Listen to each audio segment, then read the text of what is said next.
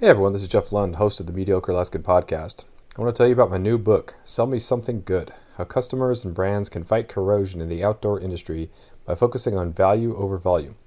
It's available right now on Kindle. I'm not a marketing guru or consultant, but I have been a customer pretty much all my life. So in this short book, I talk about why reviews sometimes suck, what I like and don't like about huge organizations like Meat Eater, why saving money should come before a side hustle, avoiding predatory entrepreneurs, the pros and cons of product and box subscriptions, and how much I love a good hoodie. Head on over to Amazon right now and order your copy. If you don't have Kindle, you can subscribe to be a patron on Patreon, and you'll get a downloadable copy. You can also go to themediocrealaskan.com and for $3 get access to the members only feed and read it there. Thanks for your support and your honest reviews on Spotify and Apple Podcasts. Enjoy this episode.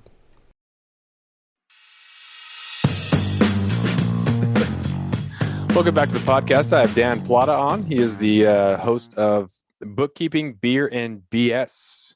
Thanks for being on. Thanks for having me, Jeff. I'm looking forward to doing the more of the BSing.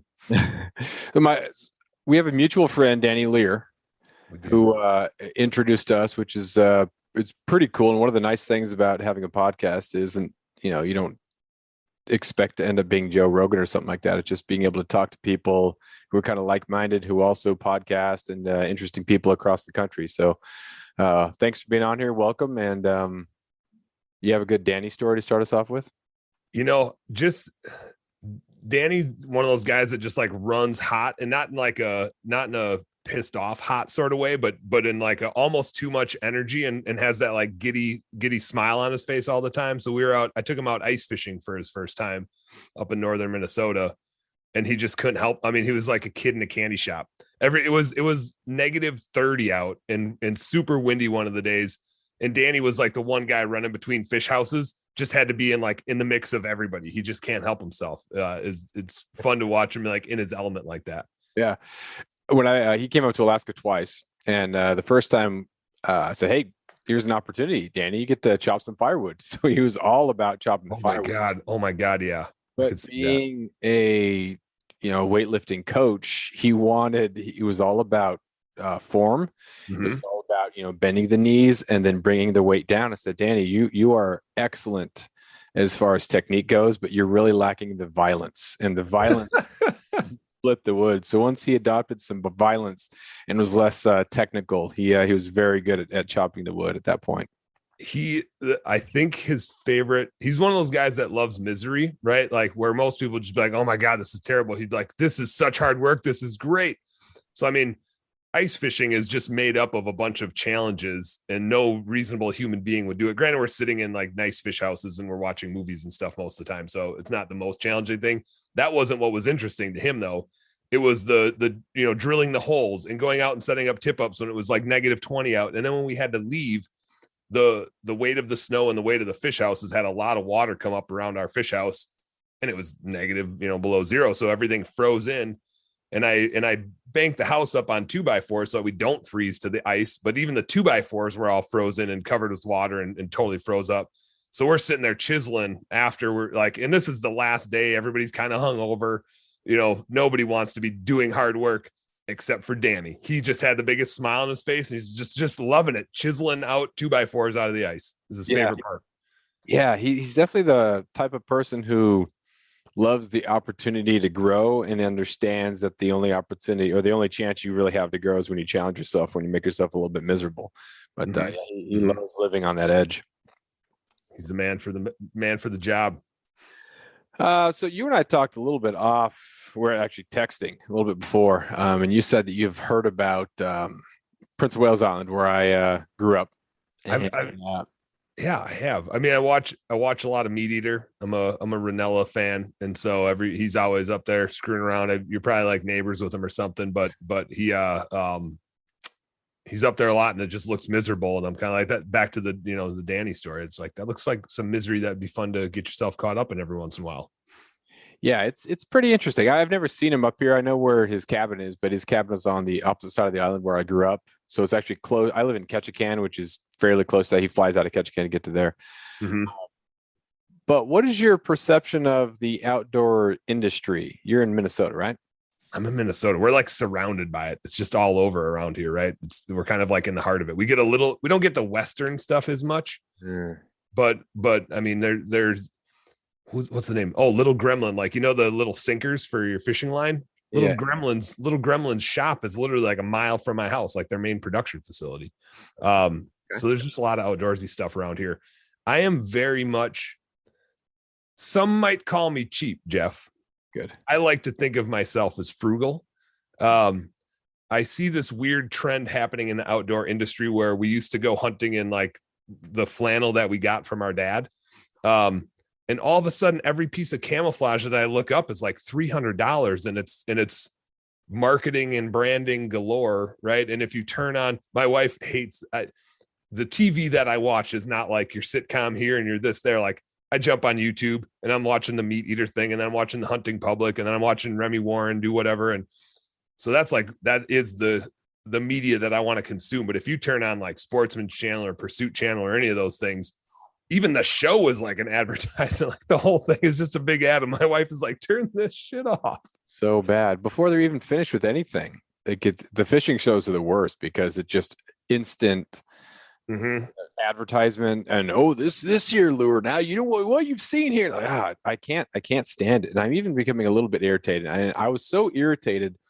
I wrote a 15,000 word, 54-page little mini book that I'm going to publish just about the stuff that I don't want to just whine about it, because there's a lot of whining about it and people are ridiculing Meat Eater, people ridicule BHA, ridicule that sort of stuff. But I think it's a big marketing thing. And we as customers just buy so much crap that there's no incentive really for things to get better. And we buy a lot of stuff that we don't need all the time. And they're even trying to sell. I mean, there's a whole bunch of stuff. I'm just kind of I'm trying to unload a little by little. Get it all out. But the idea that if you buy this class or buy this membership into this entrepreneurial type thing, that you're going to make money on the side, and that's going to fill the void, when you should save money. Like, save money. Yeah, put it into something useful. Stupid spending, then you can be saving money. Don't spend more money for the chance of maybe making money. Like, just get your own books in line. Get your bookkeeping. That's part of your thing, right? Where are you at on all this investing in you as an outdoors person? Man, I like, just go get experiences. Just go hunting and fishing. That's like the best investment you can make. Go buy a damn tag and go walk around. I like consuming the media that's not like totally littered with commercials, because I do learn things from watching them, especially like the Hunting Public. They hunt a lot different. Like, I am kind of a diehard whitetail hunter, but they hunt a lot different than I do. And I have definitely incorporated a whole bunch of the stuff that they do.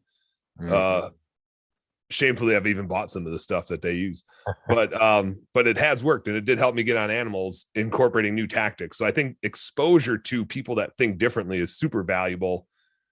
But man, when you're like watching a fishing show, like you said, they don't give a shit if those lures work any better, and none of them work any better than the lures from 30 years ago, right?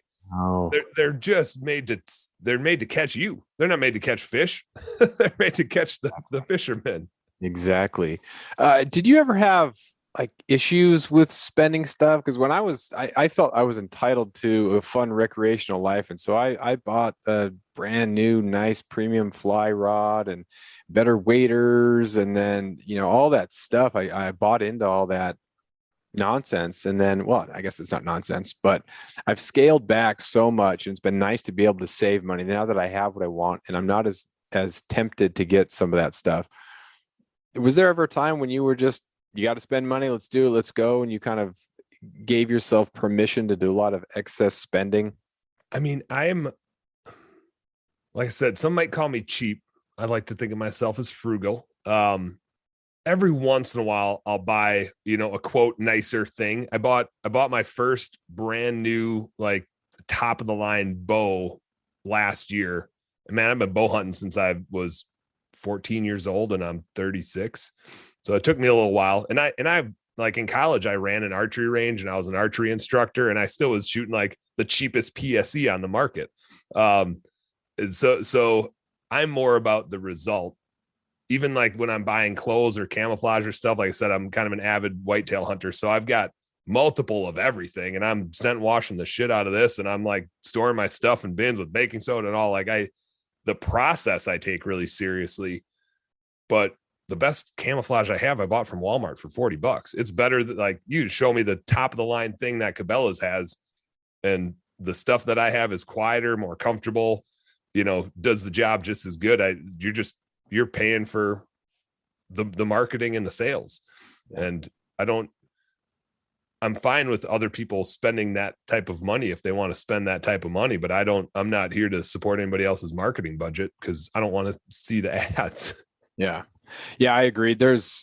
Once you get a good set of camo that fits well, then that can be a big thing too, because you can get a hodgepodge or a little bit of these things. They don't really work together. So that system thing can work well because you have your base layer, then you have your mid layer, then you have your outer layer, especially up here with it just rains all the time. So you have to have something that's waterproof. It has to be waterproof. Anything that can't be water repellent. No, can't be water repellent. And the more breathable it is, that's a euphemism for it leaks less. So rubber is definitely the way you want to go, but then it traps in everything. So you're going to sweat your face off. So you're still going to get wet, but at least you're kind of a warm wet.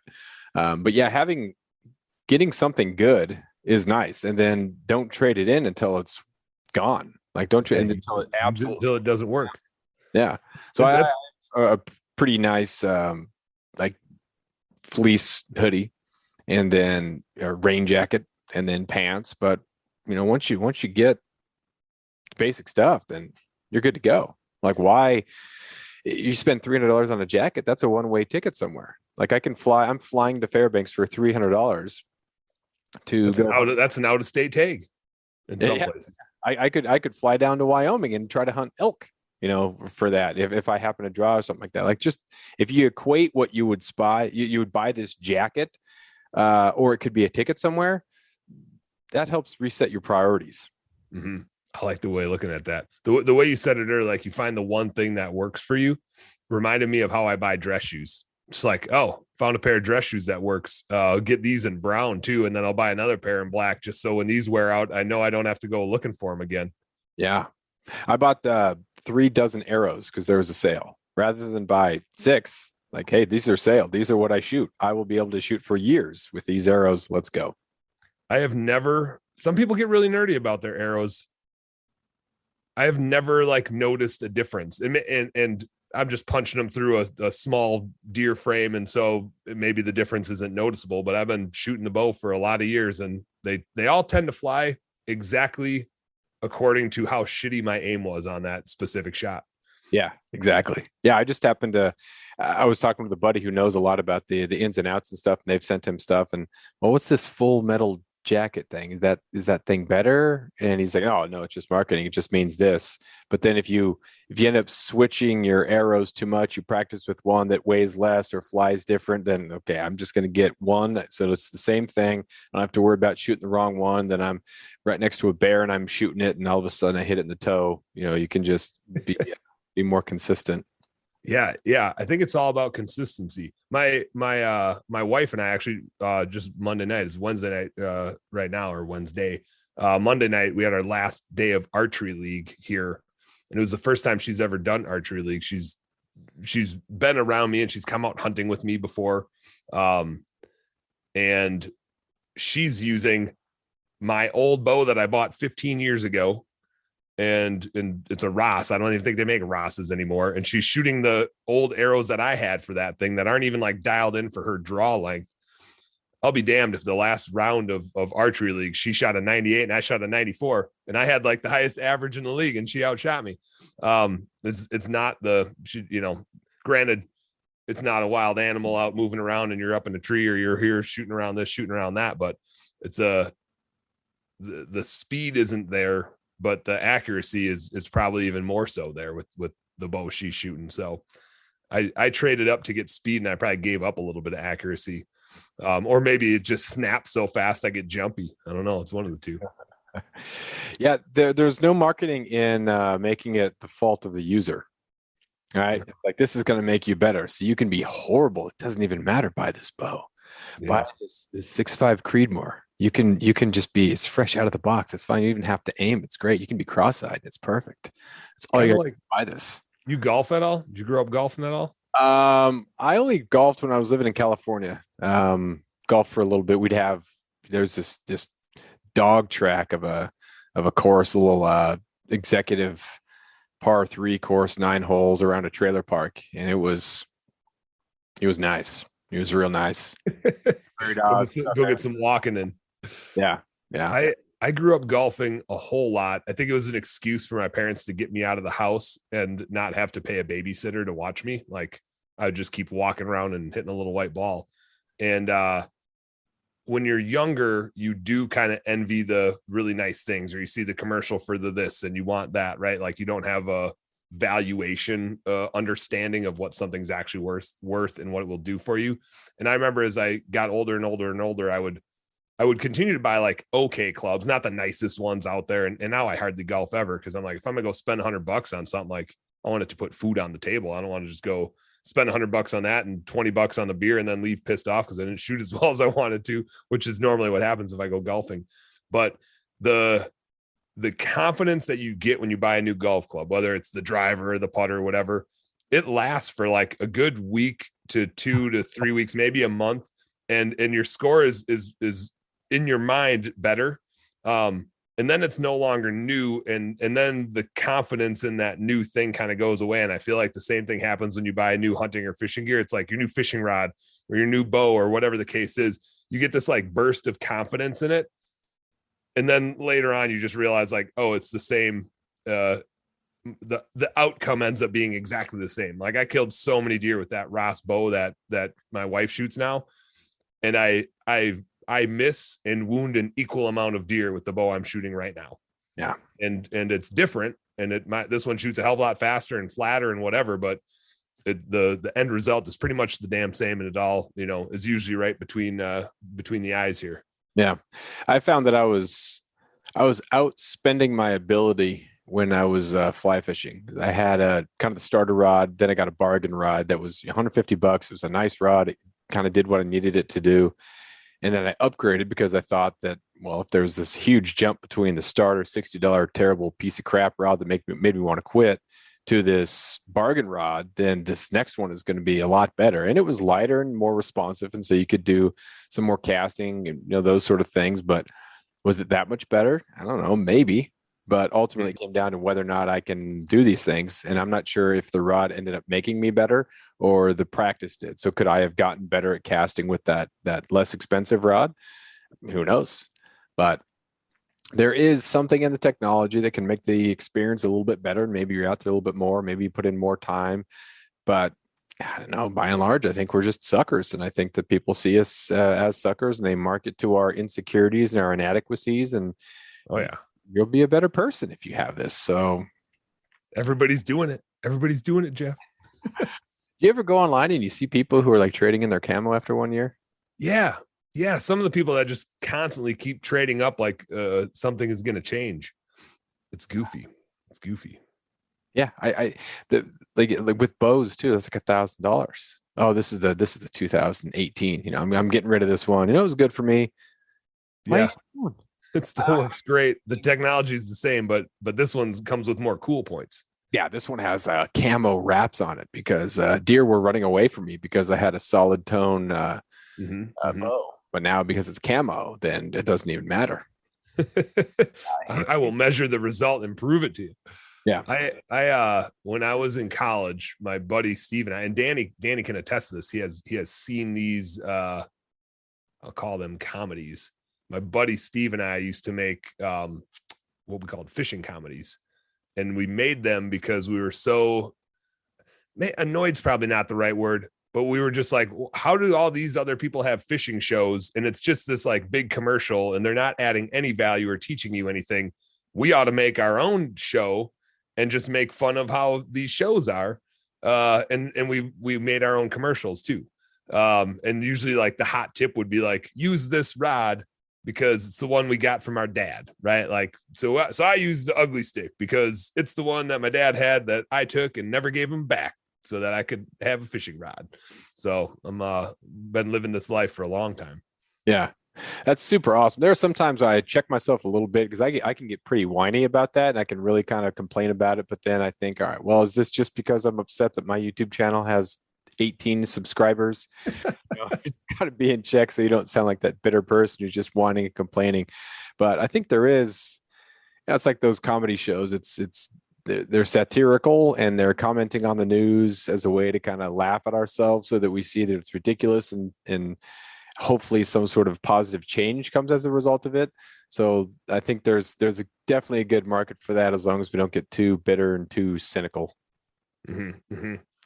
I the one of the reasons why I feel like more is more in some of these cases, like I don't feel the need to have one really nice set of stuff. I generally prefer to have 3 sets of something that works well for me for the same cost, right? If I can get it for a third and now for sure I've like bought stuff and tried to be too frugal with it. I've been like, oh yeah, I guess I got what I paid for in this case, but it doesn't happen too often. And usually, especially if it's like clothes and you can try it on, you kind of know right from the get-go if it's going to work or not. But I also really enjoy like taking my wife out hunting or taking my buddies out hunting. And just like in my businesses, I don't want to buy a new truck for our window cleaning company and like get a souped up F-150 and put an 18-year-old kid behind the wheel of it, because that's who's going behind the wheel of that thing and that's who's going out to clean people's windows. I'm gonna buy like the 5-year-old Ford Transit Connect van for $15,000 with 20,000 or 30,000 miles on or whatever it is. So I kind of view the same with my hunting apparel, and that, yeah, like I'm gonna use it, but I also like to take people hunting that haven't been out there, and I want them to have a good experience. And I'm not going to throw a $300 jacket on them because they're coming with me once or twice, but they don't have their own stuff.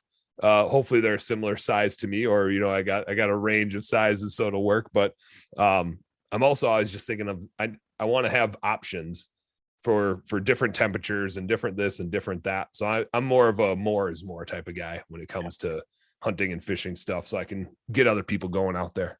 Yeah. And if you wait a year or two, there's plenty of stuff that's available to you because people will be buying the newest stuff, and the old stuff, it's a year old, and you can get some good deals on new things. And if you're just patient, you're going to be fine. You can outfit yourself way better than anybody who hunted back in the day. Super, super nice. You can pick some of that stuff up if you want to.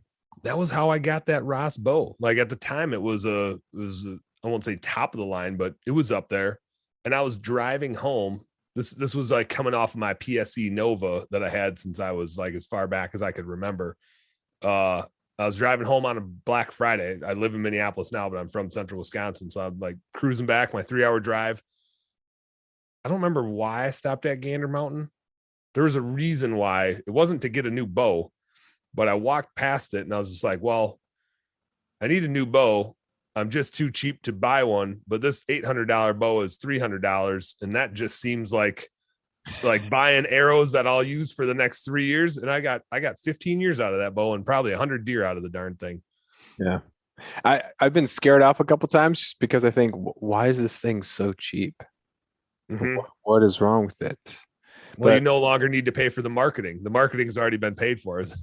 That tends to be what it is most of the time, especially with clothing. Like what does this thing, does it combust? Probably not. So yeah, if it's 50% off, 60, 80% off, absolutely go for it. 100%. I'm all about it. When you do have people like non-fishermen, non-hunters that come out, do you feel like you're kind of being an ambassador? There's a responsibility, or do you just like, hey, we're going to go out here, have fun. I'm not going to try to, make an ally out of this person. I think if they're coming, they're usually already of the mindset that this is something they're interested in. I don't find that I'm like trying to convince them. It's more like at some point in time, I was telling them a story about hunting or fishing, which I can't help myself. That's just all I either talk about my businesses or hunting and fishing stuff. And then like probably my kids somewhere in there, if it's part of my business or part of my hunting and fishing stuff, which it usually is. But usually I'm telling a story and they're like, man, that's so cool that you do that or whatever. And I'm like, hey man, anybody can do it. It's probably intimidating if you don't do it because like, you're not just going to pick up a bow and start bow hunting.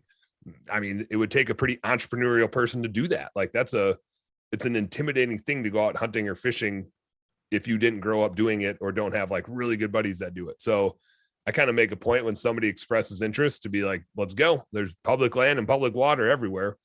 Let's go stomp around and see what we can do. And don't worry about buying stuff. I got plenty of stuff for us, and we'll shimmy up a tree and I'll give you an experience, and you don't have to like it. You know, if you choose, if you decide that it's not for you, cool.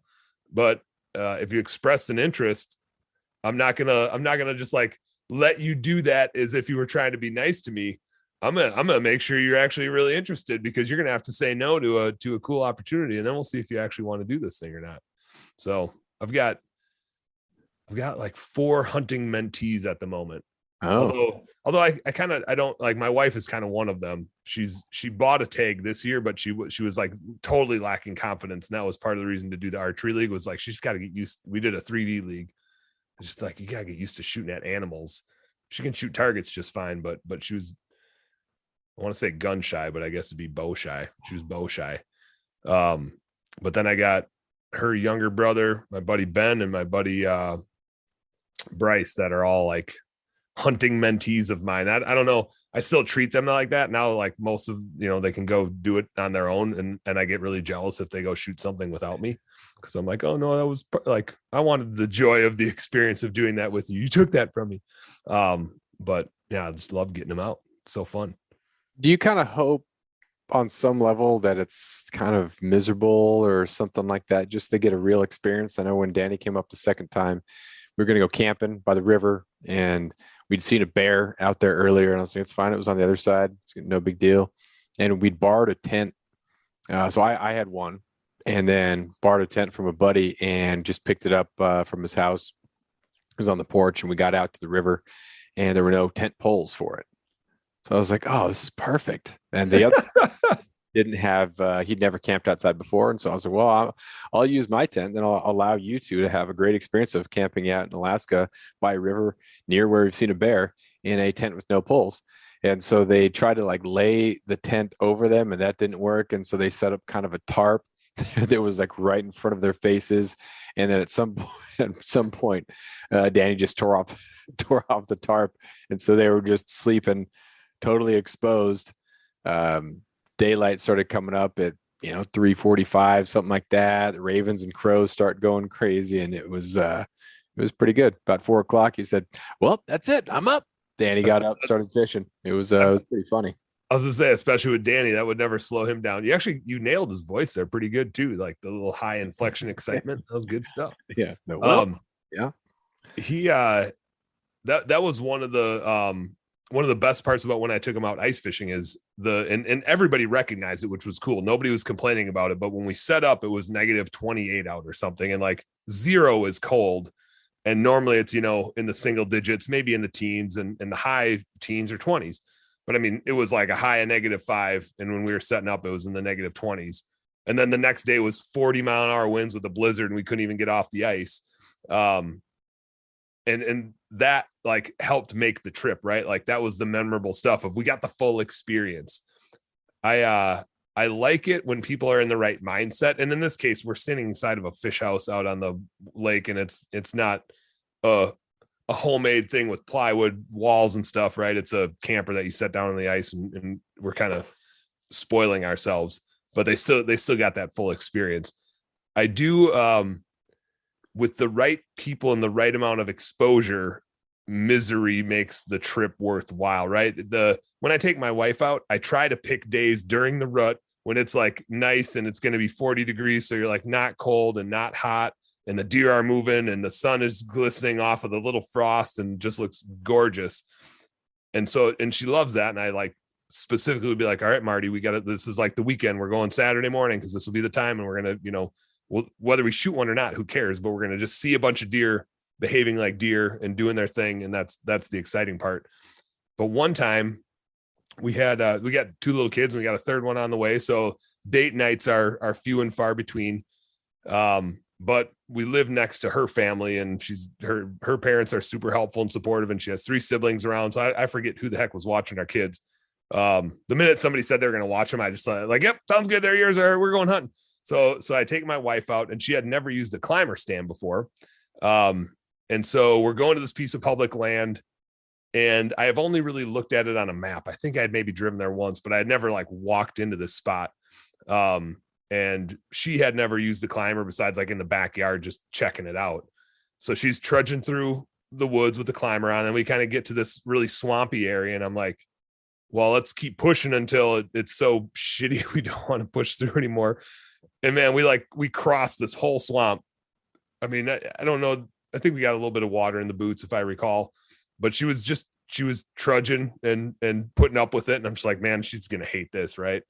And we got to the other side, and then we shimmied up these trees, but then the trees didn't work. So we shimmied back down, and then we moved over like 30 yards and shimmied up some more trees. And then there's a dude's four-wheeler, like right on this field edge. I'm like, shit, there's somebody already here. Like we didn't see him. And so then basically we're like, and we're on this like little point, the last little piece of the public, and then it just borders up against private. And we're like, this sucks. If there's somebody here, which why would there be a four-wheeler there if there wasn't? And we can't get up these trees and blah, blah, blah. Like, let's bail back. And so back across the swamp we go, and we saw the dude. He was like sitting in a ladder stand off to the side. We had to like walk right past him when we were trudging through the swamp. We were just so head down trying to, not fill up our boots. And we walked out. And when we ended up not even hunting. We didn't even go up a tree. We just went, we were like, well, somebody's watching the kids, like, let's go out to eat. So we just went out on a date night. But the whole night she was just like, I just feel like such a badass, like walked through a swamp, went up a tree in a climber stand. And I was like, that's funny. Like shooting a deer was not the point, right? The engaging, exciting thing was doing something that sucks and then doing something you've never done before. So, that's what it's all about, I guess. Yeah, that's awesome. After years of fine print contracts and getting ripped off by big wireless providers, if we've learned anything, it's that there's always a catch. So when I first heard that Mint Mobile offers premium wireless starting at just $15 a month, I thought, what's the catch? But after talking to them and using their service, it all made sense. There isn't one. Mint Mobile's secret sauce is that they're the first company to sell wireless service online only. They cut out the cost of retail stores and pass those sweet savings directly to you. For anyone who hates their phone bill, Mint Mobile offers premium wireless for just $15 a month.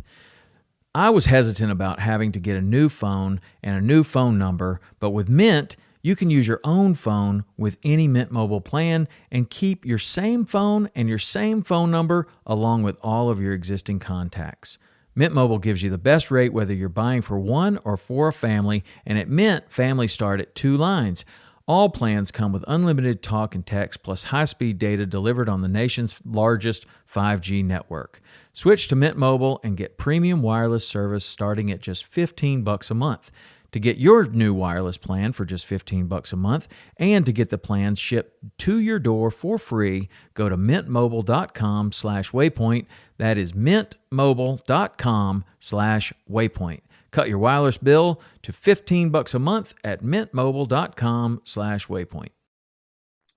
Are there things that you're still a liability if you try? This last year, or actually last spring break, almost a year ago today, I went up to the central part of Alaska, the interior, the Varsity, Alaska, with a buddy. Varsity there to go caribou hunting, and we drove an hour and a half out of Fairbanks, and we had his snow machines. And so, from Southeast Alaska, I'm used to rain. I'm used to black-tailed deer hunting and bear hunting. So we're up there, and it's -30, and we're an hour and a half from town. There's nothing at all out there. There's no services, no cell phone reception, no nothing.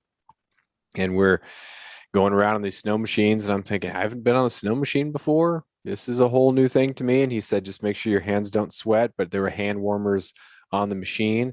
I thought, my hands are getting pretty warm. They're going to start sweating. Like, what if I take my hand out and I touch the gun? Is it going to like freeze to the trigger? And I was like, hey, Harrison, man, like, what's going to happen if I take my hand out? He's like, oh, you'll probably be fine.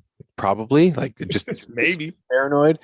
So shot 2 caribou, and then we were like, as we're working on them, I started. Are you like shooting them in the snow, or do you like take the snow machine so far and then get up to a different spot? We put probably 60 miles on the snow machines. We'd pull off to the side of the road, unload them, drive like a little 7 to 10 mile circuit, look around, because you don't want to just go in one direction, because if they're not there, then you're just wasting a lot of time. And so there were plenty of people who were finding them pretty close to the road. And we saw some other people who were out too, and it's all locals. It was a local hunt, like a Alaska resident hunt. So you didn't have that same sort of, dude from Georgia out there. Hey, where's, just where everyone's on edge and because, someone's at risk, you have to be a first responder. So it was the last spot that we were going to go for that day.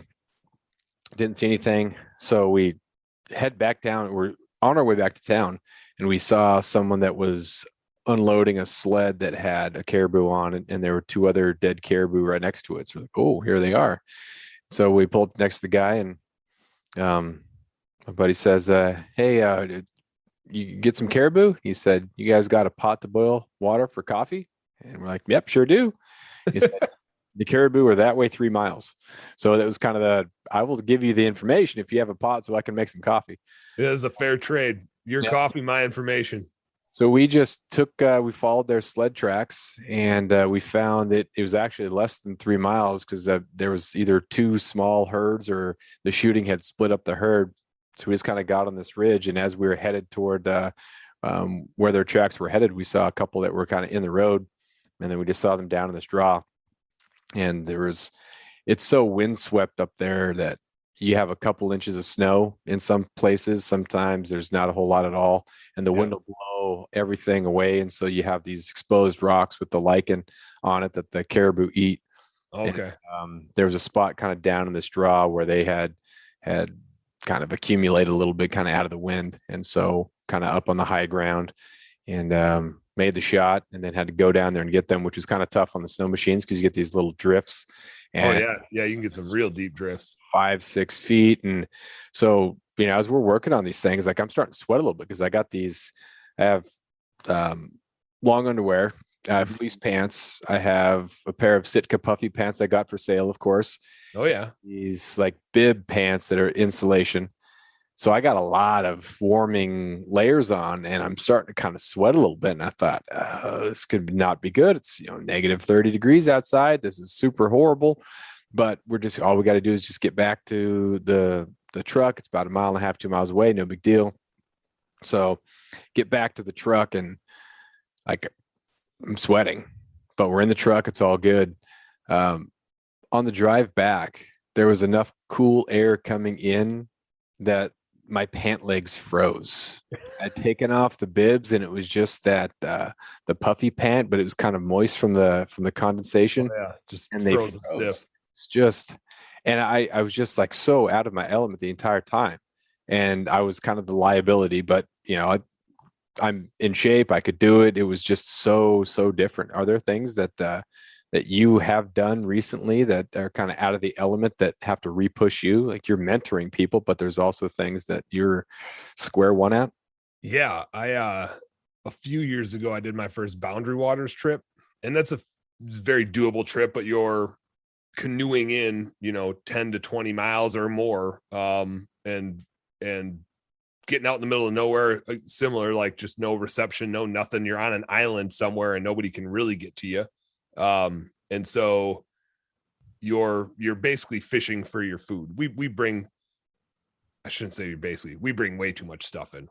Every portage is like 10 trips, because we're hauling, we like go in and base camp and just kind of party and have a good time while we're out there. It's just me and a few dudes. But that was, the first time was just a little overwhelming. Once you do it a few times, the gear to have, like how far to push yourself, how, what not to do. When the weather starts to get bad, you kind of know how to like secure camp so shit doesn't totally hit the fan. And it always gets bad, and it's always super cold one day and it's always super warm another day. Like it's predictably unpredictable. So you kind of just start to know what to prepare yourself for, and you just kind of plan for the worst. And if it's nice out, we're going in mid-May, and it could be 70 degrees or it could be 20 degrees. And so you're kind of prepared for the 20 degrees. And if it's 70 degrees, nobody's really bringing shorts. So you're all walking around in your underwear, like getting your first tan of the year. But that first trip was a little daunting. It's like beautiful, but you're just always going through your mind. It's like, what could go wrong? What could go wrong? What if somebody like puts an axe through their foot chopping wood, right? You just show up at a campsite and you gotta make it work. So thankfully, I think 4 years in, nothing's significantly gone wrong besides your usual camp falling apart because the storms hit and you got to dry everything out and put it back together. But I grew up hunting Wisconsin pretty religiously, like just right in central Wisconsin. And now I do a few more out of state hunts. And so I've done some public land hunting in Illinois the last couple of years just to like branch out and see new things and find new stuff and get new experiences. This was my first year of putting in for a Western tag. So I know a guy down by Flagstaff, Arizona. And so I applied down there. I didn't draw the tag, but I was already starting to like prepare myself for, I intend on having no success elk hunting, with the bow first time. It was mostly like, let's just go for a hike and we'd have a base camp. We're not like going out and camping on the mountain 7 days in a row and bouncing around that way. I would like to do that at some point in time, but this was like, I know a guy that has a place we can stay in Flagstaff and we'll just keep poking in and like, getting our bearings a little bit. So to where you were going with the question, I think I'm always trying to like test that thing, but I don't just want to like jump totally in unless I'm with somebody that's done it before and is super confident. In this case, it was just 3 of us going that have never gone before.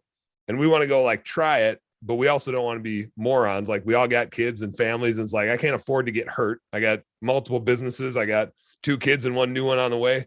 I can't be down and out, but I still want to like go test these boundaries and at some point be able to go and just be out there 10 days up in a mountain somewhere and, be self-sufficient, but got to work my way to it. Being a Flagstaff reminded me of this. There's this article I read in the newspaper last week or 2 weeks ago. I'm going to read from the AP version of it. It was from March 8th. A New York City man who needed to be rescued twice on consecutive days while hiking in northern Arizona mountain range is urging others to pay more attention to winter weather than he did. The 28-year-old Brooklyn man first called 911 last Wednesday about 7 p.m. when he got lost hiking. I'm all about experiences. I'm all about doing stuff and testing myself, but that I don't want to be the idiot. I don't want to be that guy. So I rescued 2 days in a row. Very, very cautious.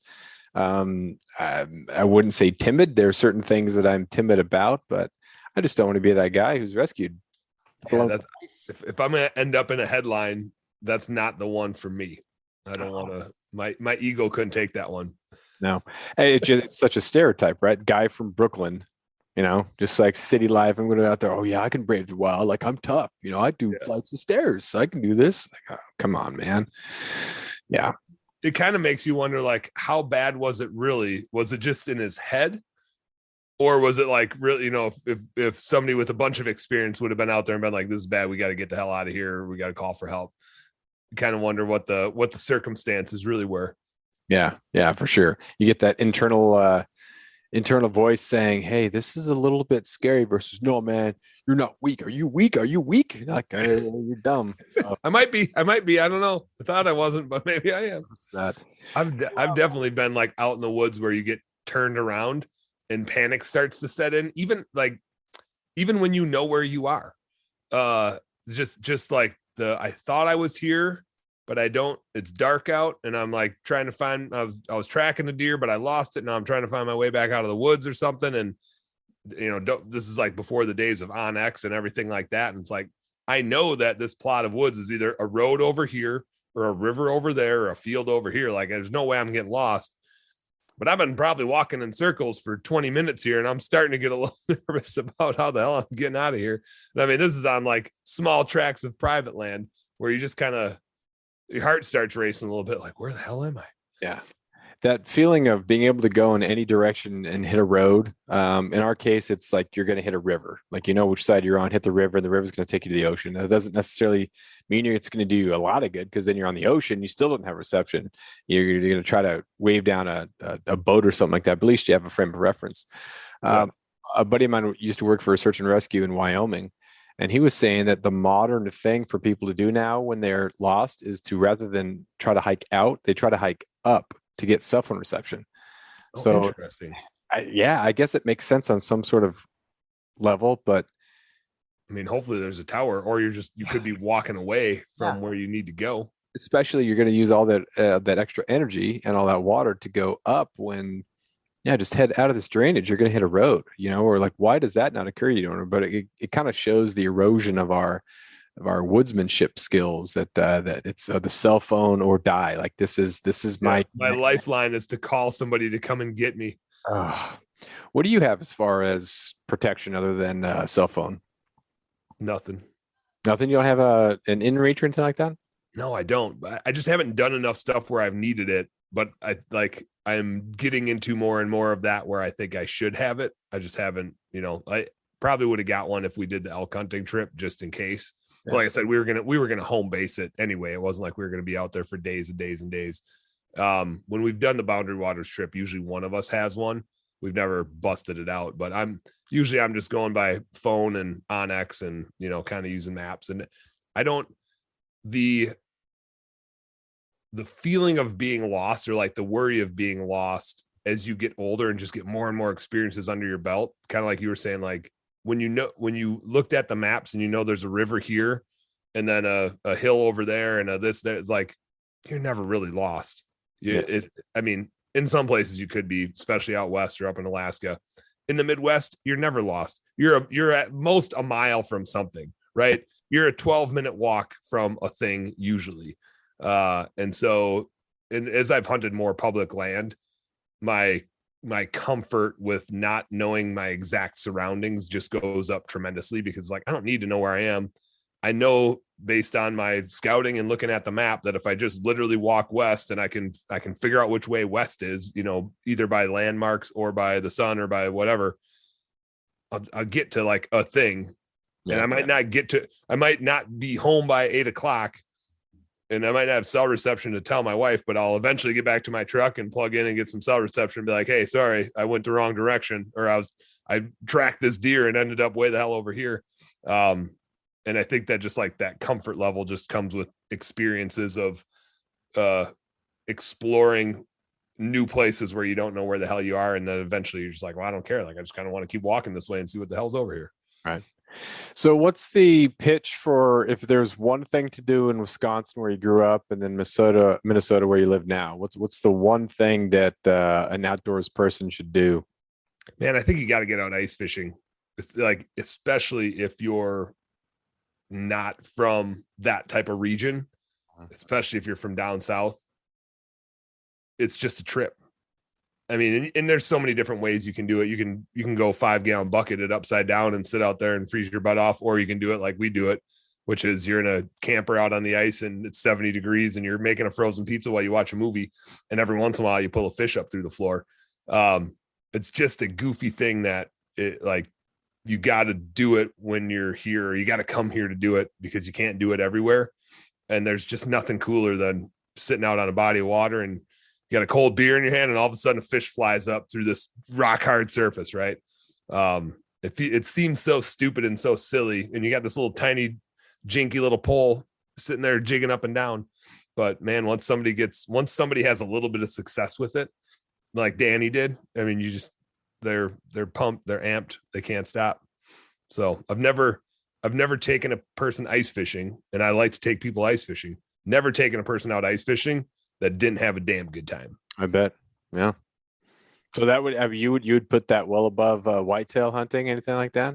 I think so, just because you can go whitetail hunting so many places, right? And it's like Wisconsin, Minnesota is okay whitetail hunting, but it's not Iowa or Illinois type of whitetail hunting. And you can grouse hunt or pheasant hunt in some areas, and you can duck hunt, but there's a lot of things you can do in the Midwest that you can really do anywhere. Ice fishing is the unique thing where it's a little bit of a mental trip, because some of the lakes we're going on in northern Minnesota, it's a 10 to 20 mile drive out on the ice. Like you're going way out there. I like to say it's like a 3 to 5 beer drive sometimes once you get on the ice.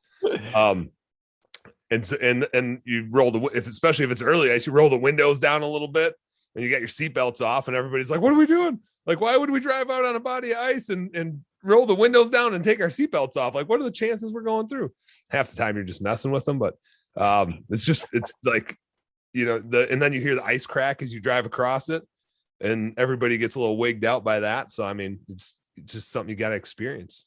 Yeah, that's true. Sounds good. Do you guys get any ice up by Prince of Wales, or does it stay too warm during the winter that you don't get any We get some lakes that freeze over, but there's really nothing worth fishing for in there. And then we wouldn't really be able to trust the ice. We'll have spurts of 2, maybe 3 weeks where it's below freezing, but not enough to really freeze it deep enough to do much.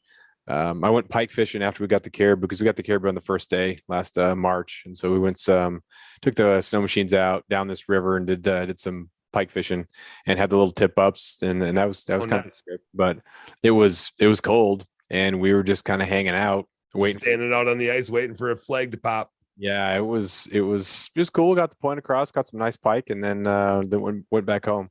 But that shanty program sounds like a good time. It's ice fishing is surprisingly my wife's favorite thing. We do open water fishing, we do a lot of whitetail hunting, we can turkey hunt, we do all the outdoorsy stuff.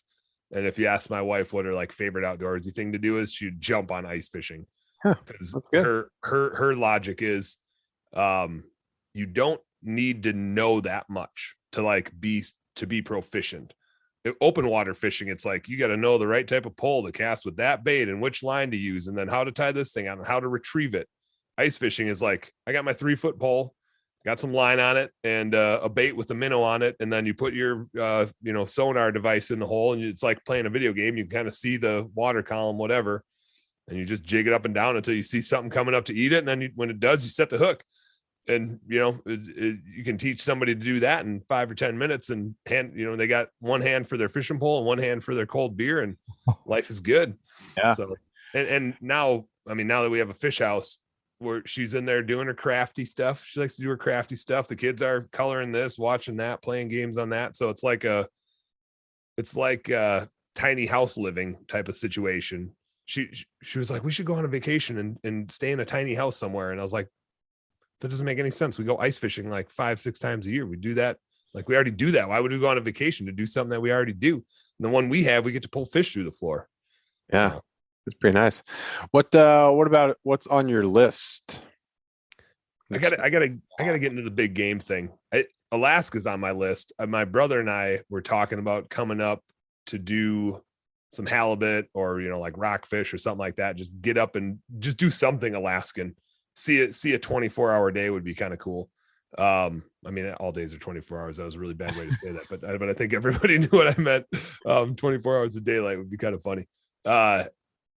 So just like getting those new experiences, like Boundary Waters was a cool thing. And it's intimidating the first time you're going to do it, but then once you have it under your belt, like, it just slowly starts enabling you to take bigger chances. I remember growing up, I enjoyed traveling. And I never went out of the country, but like with my folks, we'd go to Disney and we'd go here and go there. And when I was in college, I studied abroad, and I just went to England. That felt like a safe zone. I didn't speak a foreign language. In hindsight, I wish I wasn't such a moron. I wish I would have taken a foreign language, but I didn't. So I was like, well, if I'm at study abroad, I got to go to England, like somewhere where I can actually understand what the hell people are talking about. But then, and so that was fine. That was like a little overwhelming to go to a new country, but then from there, it was like, then we hit France and we hit Spain and we went to Italy. And so we did all these other countries, and all of a sudden, like, what was intimidating just became second nature. Right. And I think doing outdoorsy stuff is the same way. Everything starts as really intimidating, but if you get a little bit of exposure, or you get with somebody that's had that experience, and I think this goes back to why I really enjoy getting other people out there, is for them, it's super intimidating. Just like me going out on my first elk hunt is a little intimidating, a little scary. I know I'm going to love it. It's going to be the shit. But I won't be able to do it without either enough other people like to rally around, or the right opportunity. I don't want to just dive into something where I don't know what I'm getting myself into and haven't figured out all the gear that I need, even though I can consume all this information that everybody's putting out there and probably have everything I need and then some. Like, some stuff you just got to like figure out for yourself and build yourself, and you get the tidbits here or there. But I need to, and I'm so amateur in it right from the get-go, right? Like, I put in for like one tag in one spot. It was like, oh, I didn't draw. Like, we just, Ben, my buddy, and I just went the other day and looked, and we were like, shoot, we didn't draw. We're like, yeah, we probably should have like put in for more than one state, like we probably should have started applying to a whole bunch of different ones if we're serious about this. But we're just dipping our toes in. We're just checking it out, you know? That's kind of the sad thing and unfortunate thing about a lot of the spaces down south is you got to spend so much money on all these tags and keep up with it. And then, just to even like put your name in the hat. Yeah. Like there's no way that I'm going to draw a premium tag for elk in Wyoming. I'm already too far behind. Like it's just never. Forever. You're out. But yeah, it can be really intimidating looking at new experiences, and getting over that is important, but also you want to make the most of it. If it is something that, if you do happen to draw something and it's your second year, you've never done it before, and you might not draw it again for 5-10 years or maybe ever in that state, you want to do it right. So there can be a little bit of pressure, but being able to focus on the experience and just say, hey, this is going to be an awesome experience. Whether or not we get anything or not, who knows, but we got to go full tilt and hope it works out, but not get so caught up in punching the tag that you ruin the experience. I treat hunting like that a lot like I treat my marriage, or I guess kind of how I try to set the expectations for my wife is I just want to set a really low bar and then, be able to step right over it. So when I do a hunting trip, there's always like the excitement of it, right? But I try to get in the mindset of like, I'm just going on an adventure, just going on an excursion. If I get to throw some meat in the freezer, cool. But I get out hunting enough. I think last year I shot 7 or 8 whitetails just between 3 different states and gun tags and bow tags, and the freezer's full. So I will fill the freezer up, one way or the other. I'll get enough opportunities, throughout the season. And it's sweet to go shoot a big buck. I'd be like, no harm in chasing a big deer. But if I don't, that's cool, because I get just as much joy out of shooting a yearling doe, and that's the best tasting meat that I have in my freezer. I get to make nachos in a little bit here. Last night we had venison steak tacos, and I strategically, when you have like some really good food and you're kind of like, I want to be able to eat this again later, and then your kids or your wife are like trying to go for seconds, and you're like, no, like dad's gonna need that later. I did that to him last night. My 5-year-old was like just scarfing down all these tacos, and I was like, Danny, slow down. I want to save some of that so we can have nachos for dinner tomorrow. Like selfishly, I want to make sure that we can eat this again. And if you keep eating as much as you are, we're not going to have enough for me to make this for myself tomorrow. But yeah, just can't get enough of a full freezer. So yeah, I like big bucks, but it doesn't break my heart if I don't get one. It does break my heart if I wound one or screw up an opportunity though. Man, that tears you up. Yeah. But if I don't encounter one, then I don't have the misery of screwing it up, Yeah. My buddy and I are planning a trip for caribou in August, and it's going to be nice and warm. So that's the thing I'm looking forward to most. It's not going to be -30, and we're not going to be on snow machines, but we're just so excited about, we're going to pass a couple of rivers. They're going to have graylings. We're going to bring our fly rods to fish for grayling. And then we're obviously driving to above the Arctic Circle. We're getting into the Brooks Range. We'll get up over the pass. And so the next thing, like you keep going down the slope, you could keep driving until you were in the Arctic Ocean. So it just, from that perspective, like that, we get to see this. We get to go do this. We're going to drive this. We're going to see fish for grayling. Might be able to see some sheep up in the mountains. We're going before sheep season because we are going to be too overwhelmed. Like, do we try to go for sheep and caribou? I was gonna say, as an Alaskan resident, what are the restrictions on how many and different types of tags that you can get? Can you double up while you're up there? It depends on the area, but the place we're going to go for caribou, you can get 6 caribou in a day. So there's a few. You shouldn't go hungry this year. Now it's set up to where those communities that have the herds that are going by, the herds aren't always there, and so when they are coming by, you're able to really stockpile and you're able to get the meat that you need. But just because you can get 6 doesn't mean you're going to see any. So and that's still a long ass ways away for you. So how do you even get all that meat home? I mean, you can only get so much back home, right? So our goal is that we just want to get one. We're going to be pretty close to the pipeline, and so you can't shoot with a rifle within 5 miles of the Alaska pipeline. You have to hike past that. You can go archery within the first the 5 miles, but you have to be outside of that for a rifle. So we're going to try to hike away from the road, just so you're going to have people that are just going to be driving up and down the road looking for the easy ones. So we're going to try to get past that, and then archery hunt in a kind of barren sort of land they're going to be able to see. It's going to be windy. It's going to be tough to make it happen. It does happen. But we'll have a rifle just in case. We're just going to have fun and then see what happens. And if we both get one, then we'll bring them back in coolers, hopefully get as cold as possible. If we could get them frozen, I got a couple of buddies who live in Fairbanks, so hopefully we can get them frozen and bring them back on Alaska Airlines. Then do you just ship them back, or what do you do? Yeah, you can go Alaska Air Cargo. If you're a known shipper, then you can just take the cooler, and it's going to weigh a lot of money, weigh a lot, and cost a little bit of money, but it's fine. But that's the plan. So I do a lot of trade shows for my administrative service company, and man, those shipping fees as a bookkeeping nerd, seeing how much we pay FedEx every year to send a thing that just stands up and nobody gives a crap about it because it's it's just the booth standing behind me. It's like, man, shipping. Yeah. And especially with what fuel prices are doing, it's do you guys have the same spike in fuel prices that the rest of us yahoos down here do, or do you? Because all the oil starts here, gets shipped out to get refined and then shipped back. So it was pretty expensive before. We don't have some of the like extra taxes and things like that, like California, but we're at 460, 465, I think. Okay. So you got the same goofy spike going on.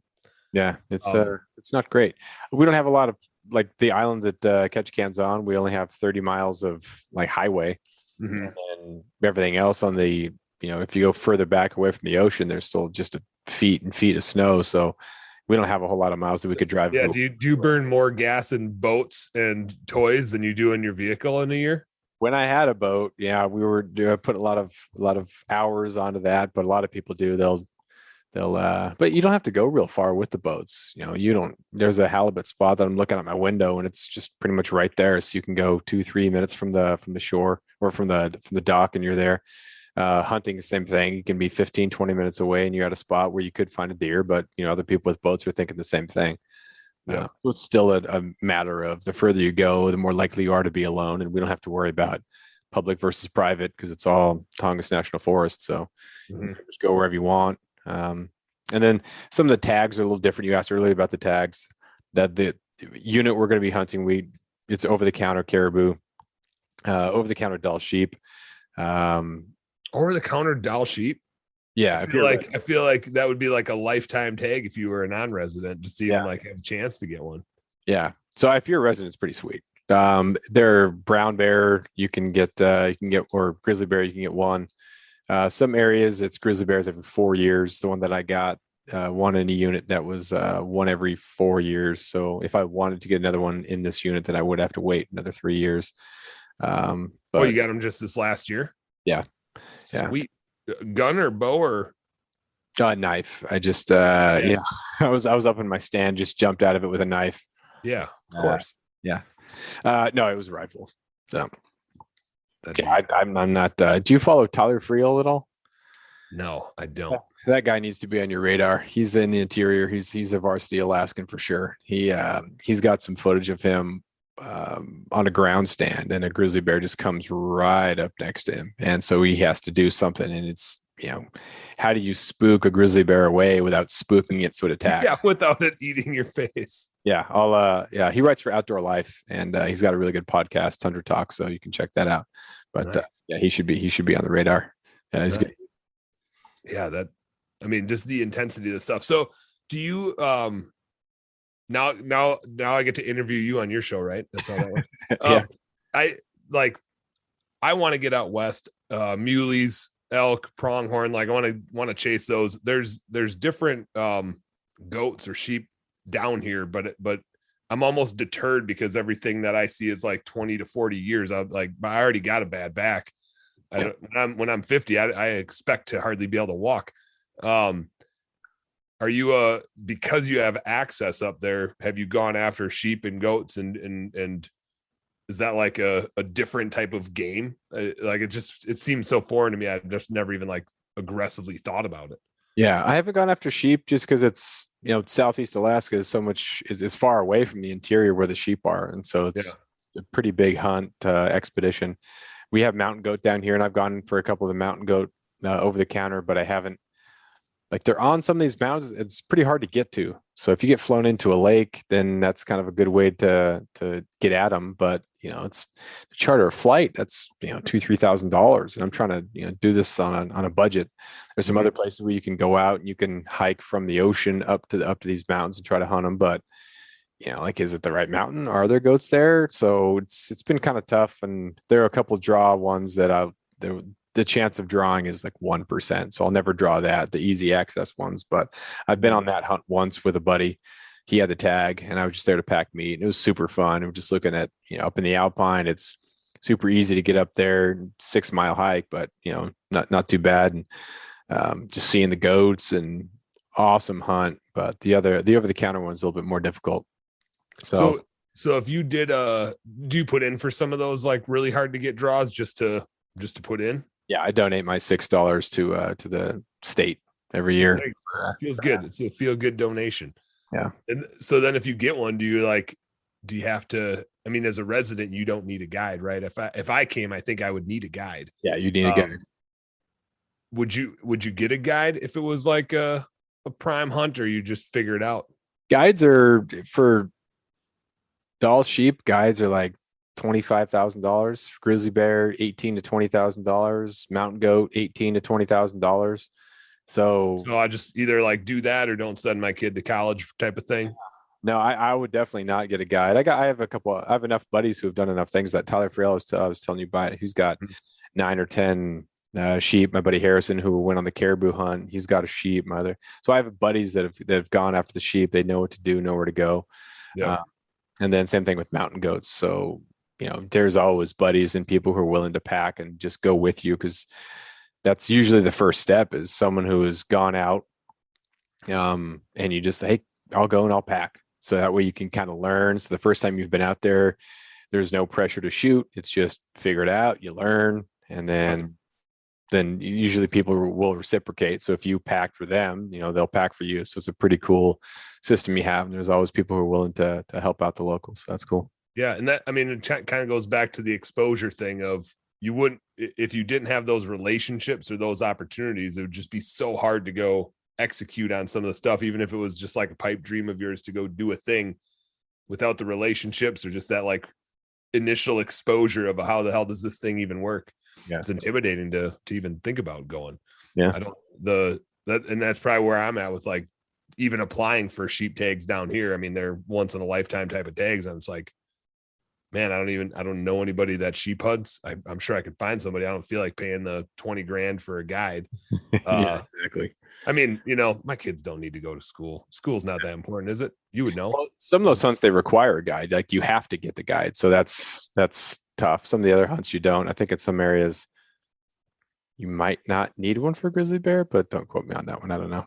So down here, I think it'd be tough, because I think the success rates are pretty darn low. And if you draw a once in a lifetime tag, then the pressure to be successful goes up. Like if I buy an over the counter tag or a tag that I can get every few years, then I'm just inclined to just go on an adventure, and I don't really care if I have success or not.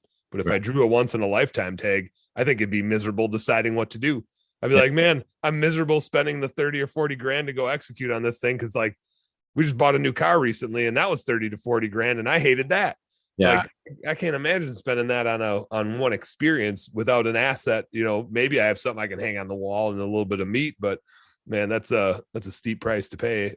So I'd be inclined to go do it myself, but then I'd be like, but then I'm wasting the opportunity, Tough, but well, I gotta let you go here. I gotta go drive and pick up my wife from her crazy 10-mile run in the weather here. But do you take the boat or you take the truck? How do you go get her now? Well, we had to sell the boat to help with buying the land to build the house. That's going to be more expensive because of the shipping and because of everything else. So that's where we're currently at. Well, while you're building the house, just take the spare materials and build a new boat. There you go. Perfect. Nailed it. So where can people find you? Give the pitch for the podcast and all that stuff. Go check us out on Bookkeeping Beer and BS. It's exactly what it sounds like. Besides the bookkeeping, it's mostly just beer and BS. We got a Facebook group. It's a bunch of small business owners kind of nerding out on the finances of their business. And we got a YouTube channel, Bookkeeping Beer and BS, of course. Just always talking with business owners and talking about numbers. And usually I drink beer when I do it to make it seem cooler. So perfect. That's good. Thanks, man. Appreciate it. Glad you were able to have some fun up there with Danny. I know he's a good guy to entertain. He's always all about it. I think he might have entertained us more than I was able to entertain him. He's a trip. He's a fun guy to have around. Sounds about Thanks right. for having me on, Jeff. I appreciate hanging out with you and telling hunting stories, and would love to do it again sometime. Absolutely. Hopefully, go shoot some caribou, man. Good luck. Thanks, man. Take care. See ya.